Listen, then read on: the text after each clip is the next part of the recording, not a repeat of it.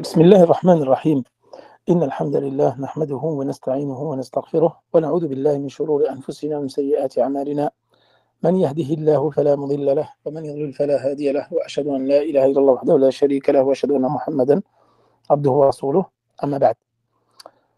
Voilà, donc nous poursuivons notre explication sur l'étude de la Aqidah, la croyance wasitiyya de Cheikh al-Islam ibn Taymiyyah. Donc j'ai avancé le cours parce que comme j'ai écrit sur le Telegram et à mon frère Majid Abou Qassim qui fait également cours à la même heure que moi. Donc j'ai voulu avancer pour que s'il y a des frères et des sœurs qui souhaitent également écouter son cours, puissent en profiter. En plus, je ne vous cache pas que c'est une horaire qui m'arrange bien, parce que quand c'est tard comme ça me fait attendre tardivement pour faire le cours. Donc là, j'avais du temps, je me suis dit, autant faire le cours maintenant. Je pense que demain, ça va être pareil. Les annulatifs de l'islam, on va le faire demain à la même heure, Inch'Allah, c'est-à-dire juste après le Maghreb en Arabie Saoudite. Donc aujourd'hui, Inch'Allah, le cours va être un peu plus long que d'habitude, mais parce que je tiens absolument à finir les preuves des attributs d'Allah subhanahu wa ta'ala dans la Sunna. Et ça, en plus, c'est des choses que nous avons déjà traitées de façon détaillée dans les preuves avec le Coran. Donc on va dire que, comme je vous avais déjà expliqué maintes fois, Cheikh al-Islam ibn Taymiyyah, en fin de compte, il a traité des attributs et non d'Allah subhanahu wa ta'ala en mettant une partie avec les preuves dans le Coran, une partie avec les preuves dans la Sunna. Voilà. Parce qu'il y a des choses, par exemple, comme At-Ta'ajjub, peut-être que nous ne l'avons pas vu dans le Coran. Donc lui, il a rajouté des sifat qui n'ont pas forcément été évoqués dans le Coran, donc il les a mis à part. C'est pour cela. Donc il est مثل صفات الكلام وصفات العلو وصفات الاستواء والرؤية, tout ça nous allons passer rapidement dessus parce que nous les avons déjà détaillés lors des cours avec la preuve dans le Coran. Donc il n'est pas utile de redétailler ces attributs-là. On citera juste les arguments qui sont dans la sunna du prophète sallallahu alayhi wa sallam. Et aujourd'hui, donc, nous allons étudier donc, ces attributs-là avec les preuves dans la sunna. Et comme ça, le prochain cours, ça va être Wasitiyyat al-Sunna Bayn al-Firaq. Et ce chapitre-là, je l'ai déjà traité à Bolène. Donc ça va être un cours que je vais publier directement. Et comme ça, le prochain cours, vendredi prochain, il n'y aura pas cours vendredi, samedi prochain, ça va être le séminaire, Inch'Allah, sur le livre Les fondements de la Da'wa Salafiyya, parce qu'il y a beaucoup de frères depuis quelque temps qui me demandent de faire un livre sur le manhaj. Surtout en ces temps troubles, en ces temps qui courent, où il fait bon de pouvoir rappeler les règles concernant le manhaj salafi, et c'est-à-dire expliquer aux gens qu'est-ce que le manhaj salafi, la da'wa salafiyya, quelles sont ses caractéristiques et quelles sont ses règles pour pouvoir remettre un petit peu les choses au clair. Et c'est un livre qui est très très important que je compte faire, je pense, sur 3 jours. Je vais le faire vendredi, samedi, dimanche, à raison de 3 cours par jour, Inch'Allah. J'ai déjà mis l'affiche et je mettrai les horaires. Je pense que ça va être, je vais commencer après l'Asr, c'est-à-dire à peu près 15h30, heure française. On fait comme je faisais à Bolène et comme je faisais dans les villes où je suis intervenu. On fera une pause à chaque fois comme ça, d'une demi-heure, 3/4 d'heure, un deuxième cours, après un troisième cours, et je ferai la même chose le lendemain, etc., jusqu'à finir le livre, Inch'Allah. Et après, quand on va reprendre la Aqid al-Wasitiyya, on va reprendre directement dans Masail al-Iman. Et ça, je l'ai déjà détaillé dans Aqid al-Sunnah wa Jama'a. Donc l'iman, vous le connaissez tous. On en a parlé déjà plein de fois dans plein de livres. On va parler sur les 6 fondements ou les 6 piliers de la foi, c'est-à-dire l'iman billah wa malaikati wa kutubihi wa rasuli wa liyawm al-akhir wa l'iman bil qadar khayrihi wa sharrihi. Donc tout ça, je l'ai déjà évoqué maintes fois dans des cours. Donc ça va être pour vous plus un rappel qu'autre chose. Il y aura, on va dire, rien de nouveau par rapport aux cours précédents que nous avons déjà cités, si ce n'est de suivre, bien sûr, les paroles de Cheikh al-Islam ibn Taymiyyah concernant la foi. Et peut-être je donnerai quelques détails en plus que je n'ai pas donné dans d'autres cours sur l'explication d'autres livres. Inch'Allah, voilà. Peut-être ça, ce sera en 6 cours à peu près, sur les piliers de la foi. Et après, on va rentrer dans la dernière partie, qui est une des plus longues et des plus importantes, c'est les caractéristiques des gens de la Sunna. Voilà, pour finir al-Aqid al-Wasitiyya. Je pense à peu près une douzaine de cours. Dans une douzaine de cours, on aura fini l'explication de cet épître. L'affirmation qu'Allah c'est pas l'Éric. Wa qawluhu, صلى الله عليه وسلم عجب ربنا من قنوط عباده وقرب خيره ينظر إليكم أزلين قنطين فيظل يضحك يعلم أن فرجكم قريب. Hadith Hassan. Donc là, Cheikh al-Islam ibn Taymiyyah, il évoque ce hadith pour affirmer sifat at-ta'ajjub et l'étonnement, l'attribut de l'étonnement. Et là, il dit, notre Seigneur s'étonne. Il s'étonne du désespoir de ses serviteurs dont la situation va bientôt changer. Il vous regarde dans la détresse et le désespoir, mais il ne cesse de rire, sachant que votre soulagement est proche. Hadithun Hassan, donc il a été rapporté par l'imam Ahmed dans le Musnad et Ibn Majah fait As-Sunan. Donc là, il est clairement mention, il y fait mention de sifat at-ta'ajjub, c'est-à-dire qu'Allah subhanahu wa ta'ala s'étonne. Et d'ailleurs, nous avons des preuves également dans le Coran concernant cette sifa-là, c'est-à-dire cet attribut comme quoi Allah subhanahu wa ta'ala s'étonne. Et parmi les preuves que je vais vous citer, il y a 2 versets du Coran. C'est-à-dire que l'affirmation de l'étonnement d'Allah subhanahu wa ta'ala, donc, il est dans plusieurs hadiths que je vais vous citer, et il est également dans plusieurs versets du Coran. Donc vous avez comme verset du Coran également Bal ajibtu wa yaskharun. Donc dans Surat As-Safat, Bal ajibtu wa yaskharun. Donc ajibtu wa yaskharun, il y a 2 lectures. Il y a 2 lectures concernant ce verset. Et si vous lisez Bal ajibtu, ça c'est pas la lecture la plus prépondérante. Aïe, qira'at al-jumhur. Ça c'est qira'at Hamza wal-Kasa'i. Bidham. Bal ajibtu wa yaskharun. Et si on évoque cette lecture-là de Hamza wal-Kasa'i, alors il fait mention de l'attribut d'Allah subhanahu wa ta'ala. Bal ajibtu, c'est Allah subhanahu wa ta'ala ici qui parle. Mais si on lit avec l'autre version, l'autre lecture, Bal ajibta wa yaskharun. Et d'ailleurs, ce verset-là, avec An-Nasb, Bal ajibta anta, là, Allah subhanahu wa ta'ala, il s'adresse au prophète sallallahu alayhi wa sallam. Et donne al-khitab lin-nabi sallallahu alayhi wa sallam. Donc ici, celui qui s'étonne, c'est le prophète sallallahu alayhi wa sallam. Tu t'étonnes, et eux, ils se moquent en parlant des polythéistes. Donc si on lit à la qira'at al-jumhur, alors al-khitab, il s'adresse au prophète sallallahu alayhi wa sallam. Bal ajibta anta ya Rasulallah. Wa yaskharun, et eux, ils se moquent, les polythéistes. Mais si tu lis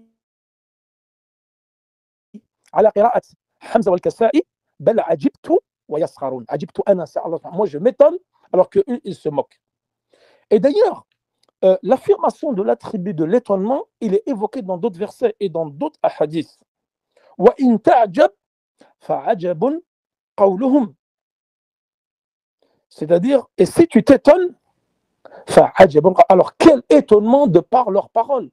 Quelles sont étonnantes leurs paroles. Donc ici,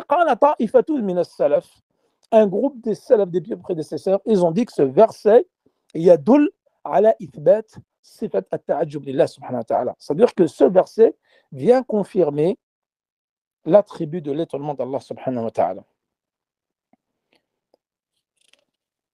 Et donc l'étonnement d'Allah subhanahu wa ta'ala, c'est un attribut qui est confirmé dans les versets que je viens de vous citer et dans la sunna du prophète sallallahu alayhi wa sallam. Et il y a d'autres hadiths également, lorsque des habitants de Médine, Al-Ansar, ils ont reçu un invité. Je vous l'avais, je crois, déjà raconté cette histoire. Ils ont reçu un invité, mais ils n'avaient pas assez à manger pour eux, leurs enfants et l'invité. Ils ont éteint la lumière, ils ont fait semblant de manger pour laisser de la nourriture en surplus pour l'invité, pour que l'invité puisse manger lui d'abord. Et eux, ils n'ont pas mangé. Et ensuite, Allah subhanahu wa ta'ala a révélé donc ceci au prophète sallallahu alayhi wa sallam. Qu'est-ce qu'il a dit? Comme ce hadith a été rapporté dans Sahih al-Bukhari, ajiba rabbukuma min sani'ikuma al-laylata. Allah subhanahu wa ta'ala s'est étonné de ce que vous avez fait cette nuit-là avec l'invité que vous avez reçu. Donc Allah subhanahu wa ta'ala s'est étonné. Donc ça, c'est un hadith également qui est dans Sahih al-Bukhari. Également, un autre hadith qui est dans le Bukhari, Ajiba rabbuka min qawmin yadkhuluna al-jannata bis-salasil. Donc ce hadith également qui est dans le Bukhari, Allah s'étonne d'un peuple qui va rentrer au paradis enchaîné, bis-salasil. C'est un hadith qui est dans le Bukhari. Donc, at-ta'ajjub aussi, donc l'attribut de l'étonnement, il est confirmé donc dans les versets du Coran et dans différents hadiths, et également dans ce hadith-là. Ajiba rabbuna min qunuti ibadihi wa qurbi khayrihi yanzuru ilaykum. Donc là, Allah subhanahu wa ta'ala s'étonne du désespoir de ses serviteurs dont la situation va bientôt changer. Donc ici, nous affirmons à travers ces preuves dans le Coran et la Sunna l'attribut de l'étonnement. Ensuite, nous passons à l'attribut suivant. Parce que je vais essayer de tous les faire comme ça, on va finir aujourd'hui, Inch'Allah, l'affirmation des attributs avec les preuves dans la Sunna. وقوله صلى الله عليه وسلم لا تزال جهنم يلقى فيها وهي تقول هل من مزيد حتى يضع رب العزة فيها رجله وفي رواية عليها قدمه فينزوي بعضها إلى بعض فتقول قط قط متفق عليه. Juste une seconde, enlever mon camis. Donc là, autre affirmation de al-rijl ou al-qadam, donc le pied. Nous allons voir qu'il y a dans des hadiths, c'est rijl qui a été évoqué, le pied, et dans d'autres versions ou variantes du hadith, c'est al-qadam. Donc sa parole, sallallahu alayhi wa sallam, dit on ne cessera de les jeter dans la géhenne. Qui ça donc? Les habitants de la géhenne qui méritent l'enfer. Ahl al-kaba'ir et les mécréants, les polythéistes et les hypocrites. Et elle dira, donc l'enfer va parler. Elle va dire, y en a-t-il davantage? Jusqu'à que le Seigneur de la puissance, Rabbul Izza, il pose son pied. Dans une autre version, pose dessus son pied.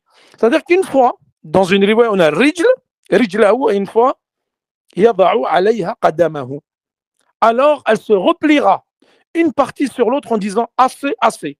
Donc, c'est un hadith qui a été reconnu unanimement authentique, c'est-à-dire dans le Bukhari ou Muslim.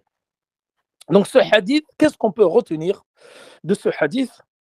C'est que Allah subhanahu wa ta'ala, on lui affirme l'attribut du pied. Nous avons vu qu'Allah a une face. Nous avons vu qu'Allah rit. Allah s'étonne. Allah a deux mains. Allah voit. Allah, il entend. Et Allah, il a des pieds. Et nous avons vu une fois, rappelez-vous, dans Aqidat al-Sunnah al-Jama'a, et même dans Kitab al-Tawhid, lorsque nous avons parlé de Mas'alat al-Kursi. Al-Kursi, c'est-à-dire l'endroit où Allah subhanahu wa ta'ala met ses pieds. On appelle ça al-Kursi, Mawdu' al-Qadamayn, comme جاء في حديث عبد الله ibn Abbas. Et comme il l'a expliqué Abdullah ibn Abbas, al-Kursi, c'est différent de l'Arsh. L'Arsh, nous allons en parler juste après. Vous avez le trône d'Allah subhanahu wa ta'ala, qui est la première créature, la plus lourde, la plus haute et la plus vaste. Et vous avez al-Kursi, là où Allah subhanahu wa ta'ala pose ses pieds. Donc nous affirmons qu'Allah subhanahu wa ta'ala a un pied. Et dans la version du hadith où il est fait mention du Kursi, d'après Abdullah ibn Abbas, Mawdu' al-Qadamin. Donc Allah a deux pieds. Et l'enfer ne cessera de dire qat qat. Ici, ils ont dit en arabe qattu qattu bil-dhamm. وجاءت في رواية قط قط بالتسكين وجاءت في رواية قط قط بالكسر. C'est-à-dire plusieurs variantes dans ce hadith-là. Et donc l'enfer va parler et il va dire assez, car Allah subhanahu wa ta'ala va envoyer beaucoup de gens en enfer jusqu'à que l'enfer va se remplir. Et l'enfer va dire, y en a-t-il assez? Est-ce qu'il y en aura encore d'autres? Et c'est là que Rabbul Izza, le Seigneur de la puissance, va mettre son pied et elle va se replier l'un sur l'autre. Ensuite, qu'est-ce que nous pouvons affirmer concernant donc cet attribut? Donc ça, c'est un attribut d'essence qu'ici Allah subhanahu wa ta'ala, sa majesté. Donc un rijl qui ne ressemble pas au pied de ces créatures. Laysa kamithlihi shay wa huwa as-sami'ul basir. Tayyib. Ensuite, donc pour avancer dans le cours, Inch'Allah, et pouvoir finir à temps,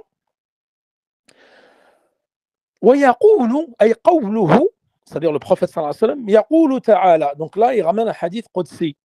Le prophète sallallahu alayhi wa sallam dit, Allah subhanahu wa ta'ala dit, يَا آدم فيقول لبيك وسعديك فينادي بصوت إن الله يأمرك أن تخرج من ذريتك بعثا إلى النار متفق عليه. L'affirmation de l'appel, de la voix et de la parole d'Allah subhanahu wa ta'ala, le Très-Haut. Et ça, nous l'avons déjà vu dans les preuves par le Coran, qu'Allah subhanahu wa ta'ala parle, qu'Allah subhanahu wa ta'ala va parler, va interpeller, et il a plusieurs sifat pour affirmer la parole d'Allah subhanahu wa ta'ala. Vous avez plusieurs synonymes dans la langue arabe. Al-kalam, al-hadith, al-qawl, al-munada, al-nida, al-munaja. Vous avez plusieurs synonymes, dont de la façon de s'exprimer. Al-hadith, al-qawl, al-kalam, tout ça pour désigner l'affirmation de l'attribut d'Allah subhanahu wa ta'ala, donc qui est la parole. Allah le Très-Haut va dire, ô Adam, celui-ci répondra, me voici, implorant ton aide et me réjouissant de cela. Tu l'appelleras avec une voix. Il l'appellera, pardon. Allah, il l'appellera avec une voix. Certes, Allah t'ordonne, donc Allah, il ordonne à Adam de faire sortir de ta descendance un groupe vers l'enfer. Donc, unanimement reconnu, authentique, c'est-à-dire dans le Bukhari ou à Muslim. C'est-à-dire que là, il va dire à Adam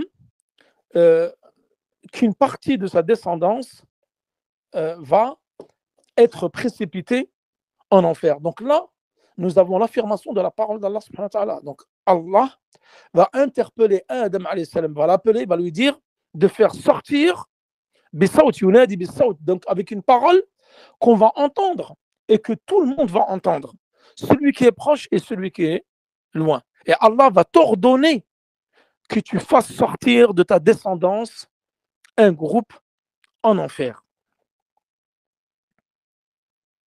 Donc ce hadith qui est bien sûr dans Al-Bukhari ou Muslim. Et d'ailleurs, dans ce hadith, vous avez une autre variante où Allah subhanahu, où le prophète sallallahu alayhi wa sallam dit également, où là, concernant suite à l'appel d'Allah subhanahu wa ta'ala, Adam va dire وَمَا بَعْثُ النَّارِ. Qu'est-ce que l'envoi de cette descendance dans l'enfer? C'est-à-dire, là ici, Adam, il demande قال من كل 1999 parmi 999 qui vont être jetés en enfer. C'est-à-dire chaque 1000 personnes, c'est ça, al-ba'th ila an-nar. C'est-à-dire c'est quoi ce ba'th an-nar, cet envoi en enfer? C'est que parmi 1000 personnes, 999 vont être jetés en enfer. Et là, les Sahaba ont questionné le prophète sallallahu alayhi wa sallam concernant ce hadith. فقال النبي صلى الله عليه وسلم أبشروا فإن منكم واحدا ومن يأجوج ومأجوج 999. C'est-à-dire que le prophète il a dit Abshiru, c'est-à-dire patienter pour la bonne nouvelle. Les une personne qui vont donc rentrer au paradis, ils font partie de vous. Et il a dit et 999 min Ya'juj wa Ma'juj. Ya'juj wa Ma'juj. Également, ce que nous pouvons affirmer concernant cet attribut, c'est qu'Allah subhanahu wa ta'ala a parlé. Wa kallama Allahu Musa taklima. Le prophète Allah subhanahu wa ta'ala a parlé avec Moussa. Et nous avons déjà vu, lorsque nous avons évoqué donc la preuve de cet attribut par les versets du Coran, et rappelez-vous, je vous avais dit que Cheikh al-Islam ibn Taymiyyah dans l'Aqid al-Wasitiyya a évoqué 20 preuves, 20 versets du Coran avec des synonymes concernant la parole d'Allah subhanahu wa ta'ala, pour affirmer la parole d'Allah subhanahu wa ta'ala. Et nous avons dit que kalamullah, il est divisé en deux catégories. Il y a le kalam al-kawni, lorsqu'il y a une chose soit et elle fut. Kun fayakun. Il y a le kalam al-shar'i.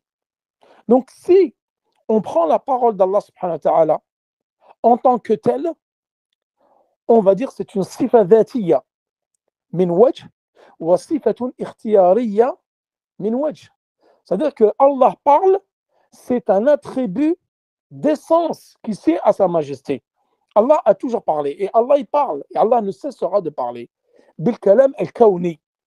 Et bil kalam al-shar'i, donc avec la parole légiférée, c'est lorsqu'il va parler à Moussa alayhi salam, au prophète sallallahu alayhi wa sallam, lorsqu'il va parler bil Coran, bil Injil, bil Tawrat, bil Zabour, avec les livres saints qui ont été révélés au prophète. Donc ça, c'est ce qu'on appelle un kalam shar'i, une parole légiférée. Et lorsqu'il dit aux choses, soyez, et elles fussent, ça c'est un kalam kauni, c'est-à-dire que c'est une parole universelle. Donc ça, c'est une sifa dhatiya lillah subhanahu wa ta'ala. Et quand il va parler de façon légiférée dans les paroles saintes, dans les livres saints, on parle de paroles légiférées, donc qui est une sifa ikhtiyariya, donc d'action. C'est un attribut d'action. Donc on peut diviser la parole en deux. Et Allah subhanahu wa ta'ala, il a parlé biwasita wa takallama bidun wasita. Il a parlé avec un intermédiaire et il a parlé sans intermédiaire. Sans intermédiaire, il a parlé au prophète sallallahu alayhi wa sallam. Et il a parlé à Moussa alayhi salam sans intermédiaire. Et il a parlé avec intermédiaire, c'est-à-dire Jibril alayhi salam, lorsqu'il lui a révélé donc les révélations, entre autres, le Coran. Est-ce que tout ça est clair pour vous et ce n'est pas trop compliqué? Ça y est. Ensuite,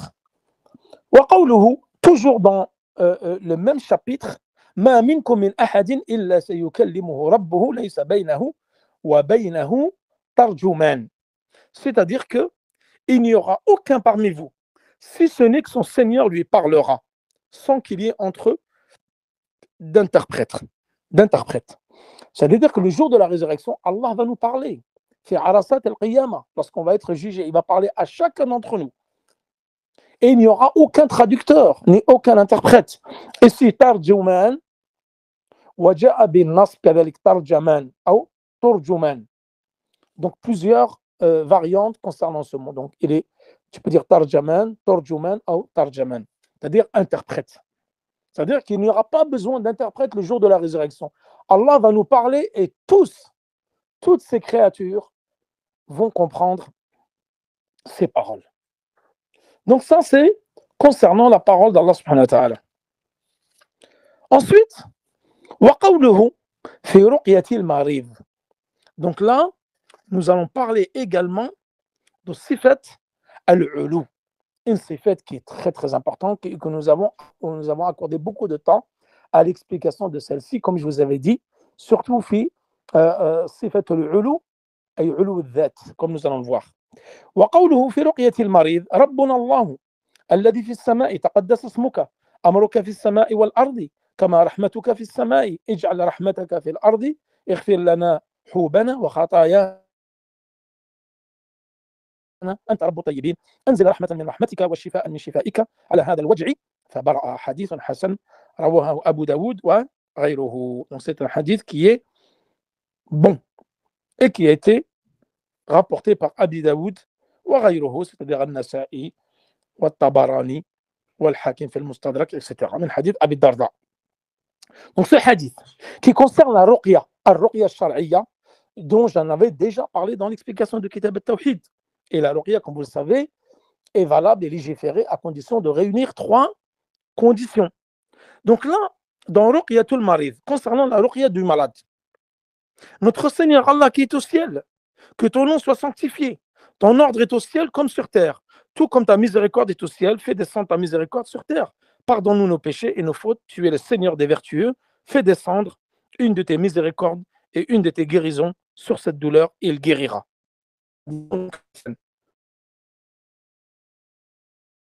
Là, on parle de quoi exactement ensuite en hadith? De l'élection d'Allah, on appelle cela l'ulu. C'est l'ulu. Et de j'en ai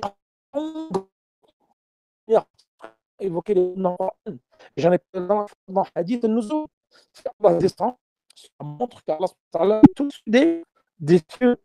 Donc, la l'attribut de l'élévation d'Allah subhanahu wa ta'ala. Et comme vous le savez, ce hadith-là, il est très important parce qu'il vient affirmer l'attribut de l'élévation. Et pour revenir, ensuite, donc ça nous allons en parler, ici il fait mention de ruqyat al-marid. Donc le fait de faire la ruqya pour le malade. Donc comme vous le savez, la ruqya est légiférée à condition de regrouper 3 conditions. La première, c'est qu'elle doit être faite avec les noms d'Allah subhanahu wa ta'ala, ses attributs et ses paroles, c'est-à-dire bil Coran. Deuxième, et nous allons voir que s'il y a une seule condition qui n'est pas réunie, alors on appelle cela une ruqya bid'iyya. C'est une ruqya innovée ou ruqyatun shirkiyya. Donc c'est la ruqya des charlatans qui pilulent sur Internet. Il y en a beaucoup dans tous les pays qui, comme vous le savez, s'enrichissent et s'engraissent sur le désespoir de nos frères et de nos sœurs. Et surtout de nos sœurs qui ont une facilité, subhanallah, déconcertante à aller voir des raqis. Alors que vous savez très bien que la ruqya, tu peux la faire tout seul. Tu n'as pas besoin d'un raqi. Une grosse majorité, ce sont des charlatans. Ils sont là juste pour te ponctionner ton argent, pour vider ta poche et remplir la sienne. Et beaucoup, ce sont des charlatans qui ne craignent pas Allah subhanahu wa ta'ala. Et la deuxième condition, c'est la ruqya, elle doit être faite en arabe. Et c'est la plus importante, c'est que le raqi wal marqi, celui qui fait la ruqya et celui qui la fait faire, il doit comprendre et surtout croire que cette ruqya la tu'athiru bi nafsiha wa innama hiya sabab. Alors qu'elle n'aura pas d'impact en elle-même sur ta santé, mais c'est juste une cause. Et c'est Allah qui guérit. Et si vous avez réellement un vrai tawakkul ala Allah, et j'espère qu'un jour j'en ferai une conférence, car beaucoup manquent de tawakkul ala Allah. Et ça, nous l'avons vu. Nous en avons déjà parlé dans Kitab al-Tawhid, un chapitre à part entière sur le tawakkul. Placer sa confiance en Allah subhanahu wa ta'ala. Et c'est pour ça que les gens ne font pas la hijra. Ils préfèrent rester humiliés en France. Parce qu'il n'y a aucun tawakkul ala Allah. Et je ne dis pas qu'il est faible s'il n'y en a pas. Alors que le tawakkul, c'est une adoration. C'est une adoration, c'est une des meilleures adorations que tu puisses faire pour Allah subhanahu wa ta'ala. C'est placer entièrement ta confiance en Allah subhanahu wa ta'ala. Et c'est pour ça que beaucoup de nos sœurs vont voir les charlatans et se faire demander des sommes extrêmement élevées pour des broutilles, pour leur raconter des conneries. Alors que toi-même, tu peux faire le ruqya. Tu n'as pas besoin d'un raqi. Récite surat al-Fatiha, récite al-Mu'awwidhatayn, récite surat al-Ikhlas, ayat al-Kursi, etc. Est-ce que tu as besoin d'aller voir un raqi, un charlatan qui va demander des sommes astronomiques pour te... Et beaucoup, voilà, comme on me racontait un frère, subhanallah, il me dit quelqu'un qui faisait le ruqya, il se rendait compte que la plupart, ils n'étaient pas malades. C'est psychologique. Beaucoup ne sont pas malades. C'est dans la tête, comme il disait. Quand il faisait le ruqya, le frère, parce qu'alhamdoulilah, il y a quand même des frères qui craignent Allah, subhanahu wa ta'ala, ce n'est pas tous des charlatans. La majorité le sont, mais il y a une minorité qui craint Allah. Il disait qu'ils ne trouvaient rien, qu'il n'y avait rien, qu'elles n'étaient pas malades, ces personnes-là. Qu'elles étaient malades, mais dans leur tête. C'est-à-dire qu'elles s'inventaient une maladie imaginaire, alors que lui faisait le ruqya, il ne voyait rien. Il n'y avait aucun signe comme quoi cette personne-là elle était possédée, ou elle avait un djinn ou un sihr, etc. Bref, ce n'est pas l'objet du cours, je ne vais pas m'étaler là-dessus. Et je disais, donc, tu dois juste croire que c'est un sabab. C'est juste une cause. Et fais ruqya tout seul. Tu n'as besoin de personne.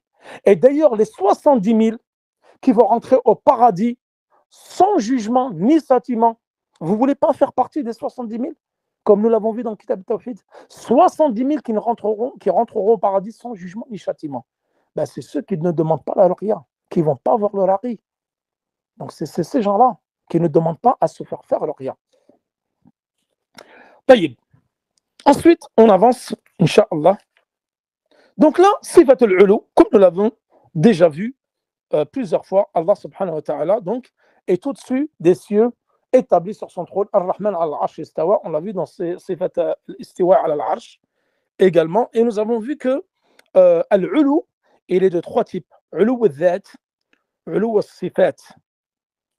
Et certains disent al-Ulu thabit binaw'ayn, c'est-à-dire qu'on affirme l'élévation par deux types. Ulu al-Dhat, c'est-à-dire qu'Allah subhanahu wa ta'ala, il est au-dessus des cieux, c'est Allah, c'est lui. Wa ulu al-Sifat, c'est-à-dire l'élévation des attributs d'Allah subhanahu wa ta'ala.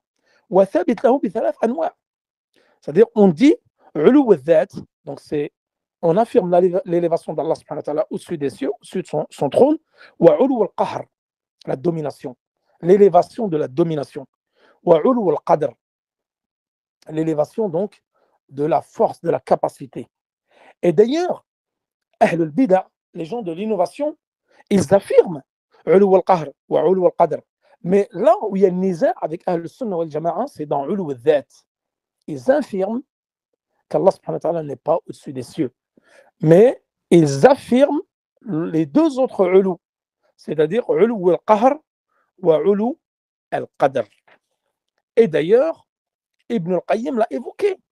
Nous l'avons déjà vu dans les cours précédents, où il dit qu'il y a plus de 2000 preuves dans le Coran concernant l'élévation d'Allah subhanahu wa ta'ala. يقول ابن القيم في النونية في الكافية الشافية في انتصار الفرقة الناجية يا قومنا والله إن لقولنا ألفا يدل عليه بل ألفان عقلا ونقلا مع صريح الفطرة إلا ولي وذوق حلاوة القرآن. يا قومنا, ô mon peuple, Wallah, par Allah, inna la qawlana alfan. Notre parole, c'est 1000 preuves, yadullu alayhi, qui viennent confirmer l'élévation d'Allah subhanahu wa ta'ala. Bal alfani. Mais plutôt 2000 preuves concernant l'élévation d'Allah subhanahu wa ta'ala. Aqlan wa naqlan. Ma'a sarih al-fitrati ala wali wa dhawqu halawati al-Qur'an. C'est-à-dire 2000 preuves avec la raison, les textes, wa sarih al-fitra, la sainte nature qui sait qu'Allah subhanahu wa ta'ala est au-dessus des cieux. Je finis. وقوله ألا تأمنوني وأنا أمين من في السماء حديث صحيح. Qu'est-ce qu'il dit? Ne me faites pas donc confiance alors que je suis digne de confiance pour celui qui est au ciel. Donc là, c'est le prophète sallam qui dit à son peuple, ne me faites donc pas confiance alors que je suis le digne de confiance pour celui qui est au ciel. Au ciel, c'est qui? C'est Allah subhanahu wa ta'ala. Hadith authentique. Et également sa parole. Le trône est au-dessus de cela. Et Allah est au-dessus du trône et il sait ce que vous faites. Hadith Hassan, rapporté par Abu Daoud et d'autres. Ici, Cheikh al-Islam ibn Taymiyyah, fi mas'alat al-ulu, il évoque plusieurs preuves. Wa qawluhu lil-jariya. Al-jariya, c'était qui? La servante au temps du prophète sallallahu alayhi wa sallam. Lorsque le prophète sallallahu alayhi wa sallam est venu lui questionner, la questionner concernant où est Allah. Et nous avons vu que la preuve dans ce hadith qu'il est permis de questionner quelqu'un en disant où est Allah. Ceci est tout à fait permis car le prophète sallallahu alayhi wa sallam a posé cette question. Qalat fi sama. La servante, elle a dit, il est au ciel. Fi sama, c'est pas dans le ciel. Ça veut dire fi bima'na ala. Qala man ana. Qui suis-je?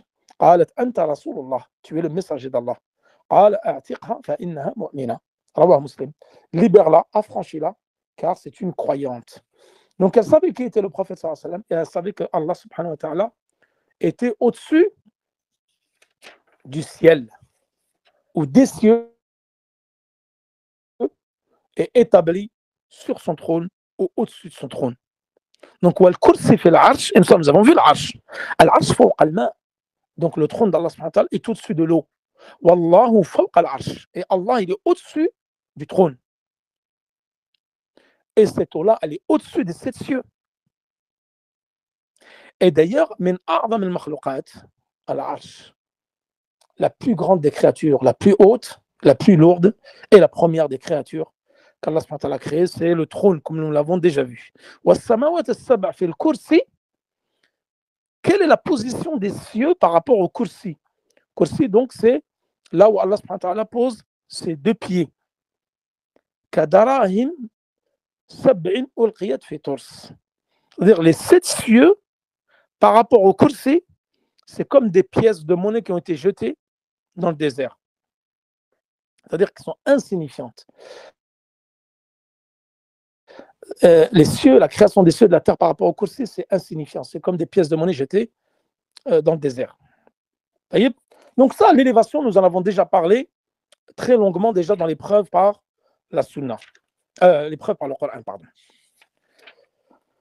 Donc ça, tout ça, vous le connaissez. Et j'avais déjà évoqué longuement également Al-Istiwa ala al-Arsh, avec les 7 versets du Coran qui ont été évoqués par Cheikh al-Islam Ibn Taymiyyah, où il parle de l'élévation au-dessus du trône. Et je vous avais dit que Al-Ulu, sifatun dhatiyya, wal-Istiwa, sifatun ikhtiyariyya. والعلو صفة عامة والاستواء صفة خاصة. Si vous me dites quelle est la différence il y a entre le ulu ou l'istiwa, l'élévation et l'établissement sur le trône, alors je vous dirais, l'élévation, c'est un attribut d'essence qui est à sa majesté. Et l'établissement, c'est un attribut d'action. Et l'istiwa al-ulu, c'est un attribut général. Al-ulu, c'est un attribut général, pardon. Wal-istiwa, c'est un attribut particulier. Voilà, donc il y a une différence entre al-istiwa ou al-ulu. Ensuite, l'affirmation de al-ma'iyya. Al-ma'iyya, donc là, normalement, il reste juste quoi? Al-ma'iyya et l'affirmation des croyants comme quoi ils verront leur Seigneur le jour de la résurrection. Et nous aurons fini, masha'Allah, avec ce cours-là, donc plus qu'une dizaine de minutes. Donc, قوله وأفضل الإيمان أن تعلم أن الله معك حيثما كنت. C'est un hadith hassan, c'est un hadith qui est bon. Et dans ce hadith, vous avez l'affirmation de l'attribution de la al-ma'iyya. Le fait qu'Allah subhanahu wa ta'ala est avec ses créatures. Et cela, al-ma'iyya, comme nous l'avons déjà vu, ne s'oppose pas à son élévation au-dessus de son trône. Qu'est-ce qu'il dit ici? Qu'est-ce qu'il dit? Sa parole, sallallahu alayhi wa sallam, le meilleur de la foi est de savoir qu'Allah est avec toi où que tu sois. Hadith al-Hassan rapporté par At-Tabarani d'après Ubadatu ibn Samit. Sa parole, lorsque l'un d'entre vous se lève pour prier, qu'il ne crache pas en face de lui, car Allah est face à lui, ni à sa droite, qu'il le fasse plutôt à gauche ou sous son pied, unanimement reconnu, authentique. Sa parole également, ô Allah, Seigneur des cieux et de la terre, et Seigneur de l'immense trône, notre Seigneur est le Seigneur de toutes choses, celui qui fend la graine et le noyau, qui a révélé la Torah, l'évangile, le discernement. Je cherche refuge auprès de toi, contre le mal de mon âme et contre le mal de toutes les choses que tu tiens par leur toupet. Tu es le premier, rien n'est avant toi. Tu es le dernier, rien n'est après toi. Tu es le plus haut, rien n'est au-dessus de toi. Et tu es le plus proche, rien n'est plus proche que toi. Acquitte-moi les dettes et enrichis-moi, rapporté par Muslim. Ça, c'est une doua qui est connue que tu peux faire lorsque tu es endetté. Donc ça, c'est la doua de l'endetté pour que Allah subhanahu wa ta'ala puisse te régler tes dettes. Donc ce hadith-là qui est rapporté unanimement, donc authentique par Al-Bukhari ou Muslim. Donc là, et ça nous l'avons vu dans Sifat al-Ma'iyya, le fait qu'Allah subhanahu wa ta'ala est avec ses créatures. Ça, nous l'avons vu comment il est avec ses créatures. Tout d'abord, nous allons dire, comme les savants ont dit, al-Ma'iyya, elle est divisée en 2 catégories. Sifatun Ma'iyya Amma, li jami' al-khalq. C'est-à-dire, al-Ma'iyya, il est avec toutes les créatures. Et nous allons voir comment. Est-ce que ça veut dire qu'il est présent ici avec nous? C'est comme ça qu'on doit interpréter le Ma'iyya? Ou comment? Et le Ma'iyya khassa, une Ma'iyya qu'Allah il est avec nous mais de façon spécifique, et celle-ci elle concerne uniquement les croyants. وما تكون في شأن وما تتلو منه من قرآن ولا تعملون من عمل إلا كنا عليكم شهودا إذ تفيضون فيه. Ma'iyya amma. Donc ça c'est Allah subhanahu wa ta'ala, il est avec ses créatures en observant ce qu'ils font. L'observation, il est avec eux en les observant. C'est une ma'iyya de science, avec sa science. Wal ihata, il englobe tout par sa science. Wal ru'ya, en nous voyant, en voyant toutes ces créatures. Donc il est avec eux en les voyant et avec sa science. Wal ma'iyya al-khassa, celle qui est spécifique aux croyants.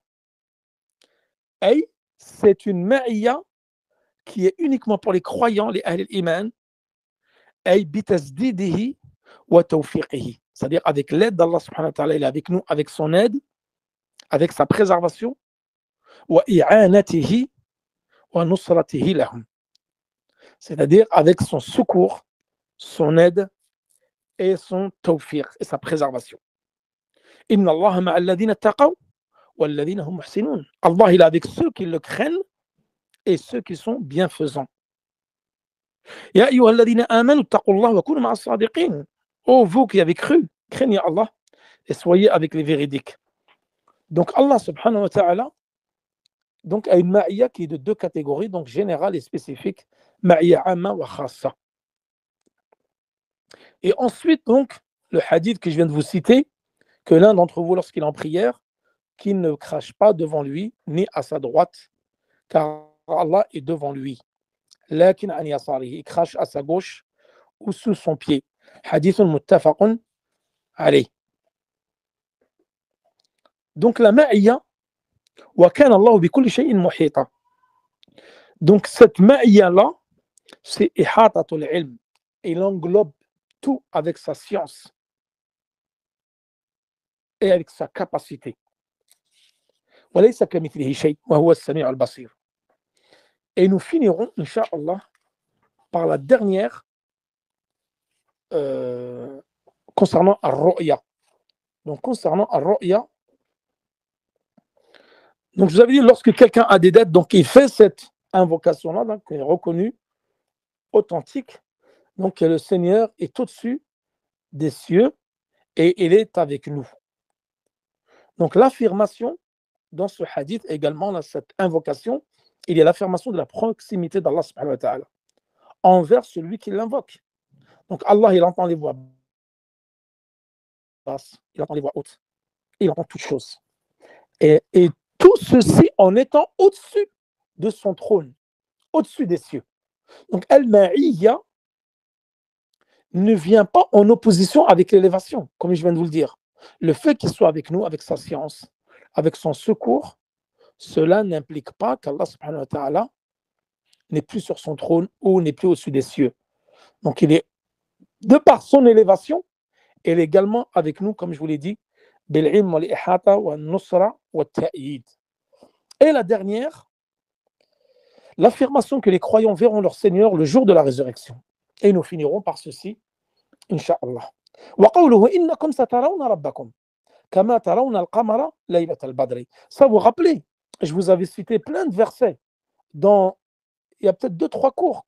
Avant de partir en France, je vous avais fait un cours là-dessus. Et nous avons parlé de, c'était le dernier d'ailleurs, Ar-Ru'ya, c'était le dernier attribut que nous avons expliqué avec les preuves dans le Coran. Et ici, c'est le dernier attribut que nous allons expliquer par la Sunna. Donc, Cheikh Islam Ibn Taymiyyah suit le même ordre. كما ترون القمر ليلة البدر لا تضامون في رؤيته فإن استطعتم أن لا تغلبوا على صلاة قبل طلوع الشمس وصلاة قبل غروبها فافعلوا متفق عليه.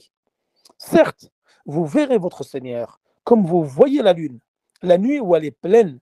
Vous n'aurez pas de difficulté à le voir. Si vous pouvez ne pas manquer de prière avant le lever du soleil et avant son coucher, alors faites-le unanimement reconnu authentique. Donc là, dans ce hadith du prophète sallallahu alayhi wa sallam, où il indique clairement que nous allons voir le prophète, nous allons voir Afwan, Allah subhanahu wa ta'ala, le jour de la résurrection. Et nous en avons déjà parlé. Allah subhanahu wa ta'ala, nous allons voir 2 fois.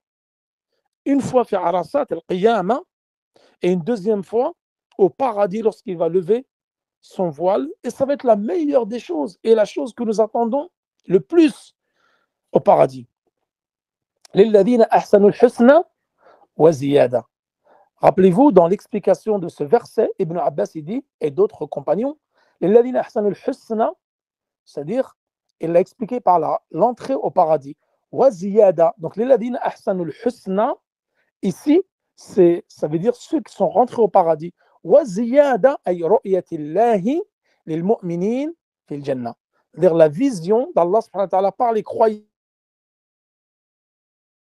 au paradis. وَلَدَيْنَا مَزِيد.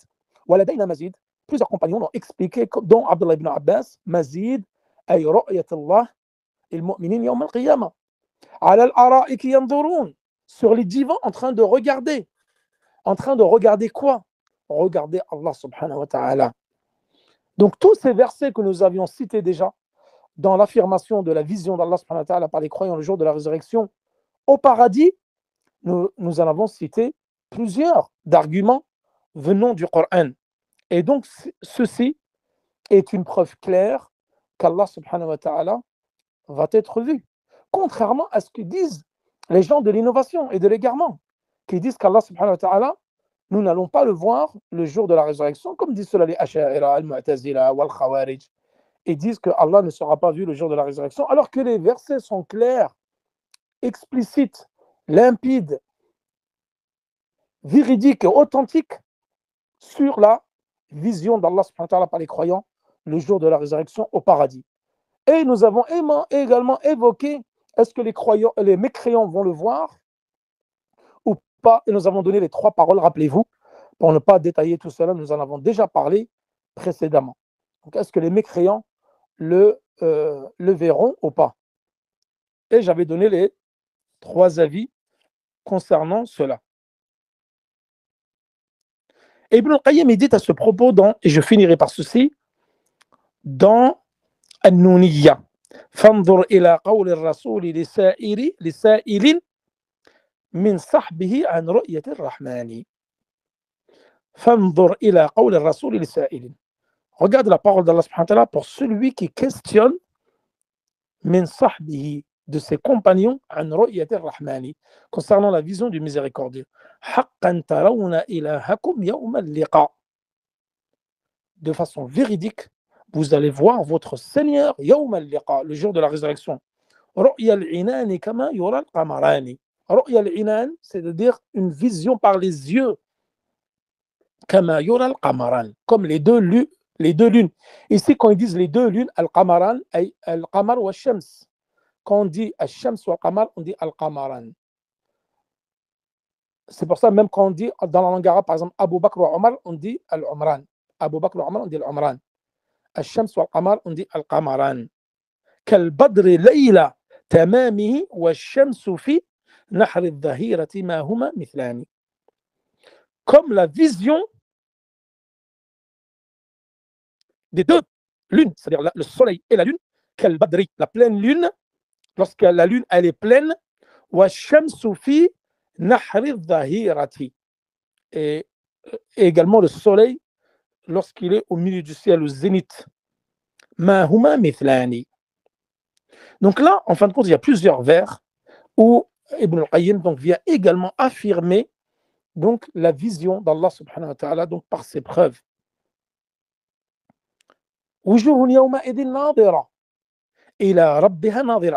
de ce verset-là que j'avais expliqué, que les gens de l'innovation ont déformé sciemment pour contredire et rejeter et infirmer la vision d'Allah subhanahu wa ta'ala. Ça veut dire éclairer, des visages resplendissants de lumière. Regardant leur Seigneur. Et nadhira, rappelez-vous, j'avais donné les linguistes, les savants de la langue arabe, ils donnent 3 significations. Yanduru, yanduru fi, wa yanduru ila. Les 3 ont des significations différentes. Et lorsque c'est une vision avec les yeux, on dit yanduru ila. Yanduru fi, quand tu dis yanduru fi, celui qui réfléchit à la création des cieux, de la terre, qui contemple ces signes, yanduru fi ayatihi. Yanduru ila, c'est le fait de regarder avec tes yeux. Wa yanduru, c'est le fait d'attendre. Tout ça, je l'avais déjà détaillées. إلى أمثال هذه الأحاديث التي يخبر فيها رسول الله صلى الله عليه وسلم عن ربه بما يخبر به، فإن الفرقة الناجية أهل السنة والجماعة يؤمنون بذلك كما يؤمنون بما أخبر الله به في كتابه من غير تحريف ولا تعطيل ومن غير تكييف ولا تمثيل. Et nous finirons donc par ceci qui est la dernière phrase. Il dit la position des gens de la sunna en ce qui concerne ces hadiths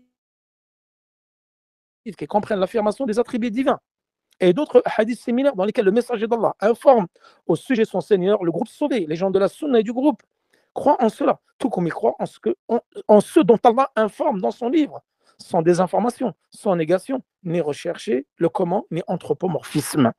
Et ça, nous l'avons déjà détaillé longuement, tout des débuts de Aqidat al-Sunnah ou al-Jama'a, ou tout au début de l'Aqidat al-Wasitiyya, sur l'affirmation de l'Asma wa Sifat et la place des gens de la Sunna et du groupe par rapport aux autres sectes de la communauté.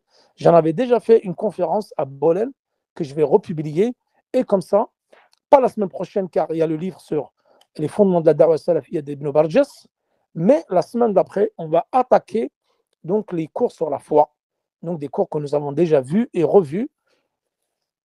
Et voilà.